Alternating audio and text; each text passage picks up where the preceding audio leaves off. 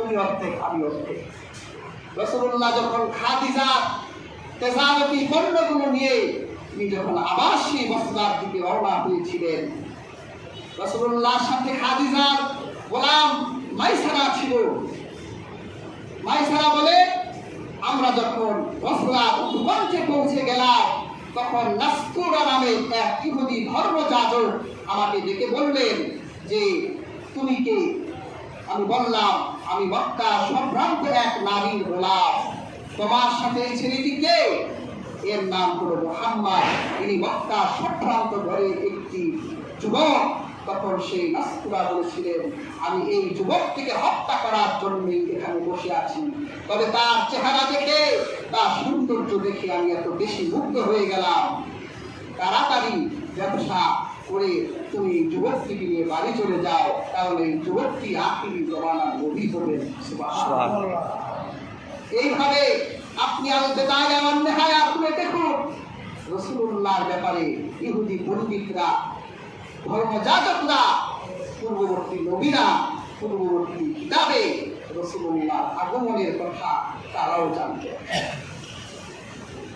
আর আল্লাহ পাক সূরা জুমআর 2 নম্বর আয়াতে আমাদেরকে সেই মেসেজই দিলেন, ওয়াল্লাযী বা'আসা ফিল উম্মিয়িনা রাসূলান মিনহুম, তাদের মধ্য থেকে তিনি তো সেই সত্তা যিনি তাদের মধ্য থেকে একজন রাসূল প্রেরণ করবেন। সেই রাসূলের কর্মসূচি কি হবে? ইয়াতুলু আলাইহিম আয়াতিহি, তিনি আল্লাহর কোরআনের আয়াতগুলো তাদেরকে তেলাওয়াত করে শোনাবেন। সুবহানাল্লাহ, সুবহানাল্লাহ। কেন কেন প্রথম কর্মসূচি কোরআনের আয়াত দিলেন কেন?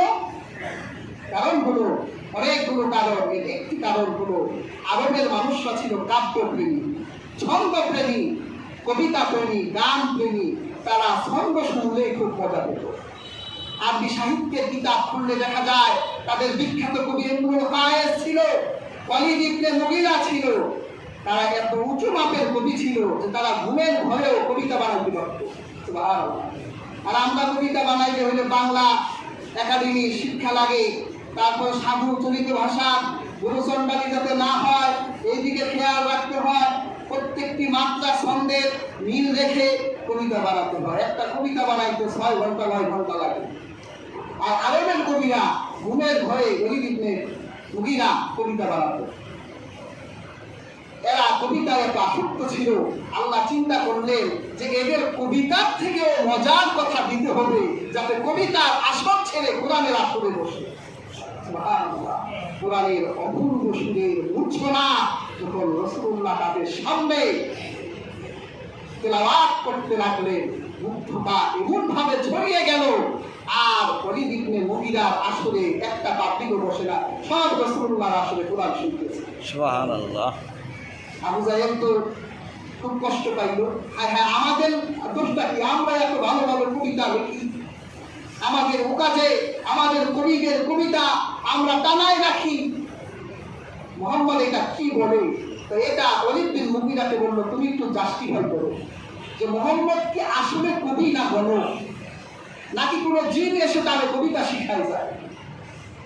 ইয়া হাজরিন, তাফসীর মাআরিফুল কোরআনে এসেছে ওয়ালিদ বিন মুগিরা রাসূলুল্লাহর কাছে যখন গেলেন, প্রশ্ন করতে করার সুযোগ পেলেন না।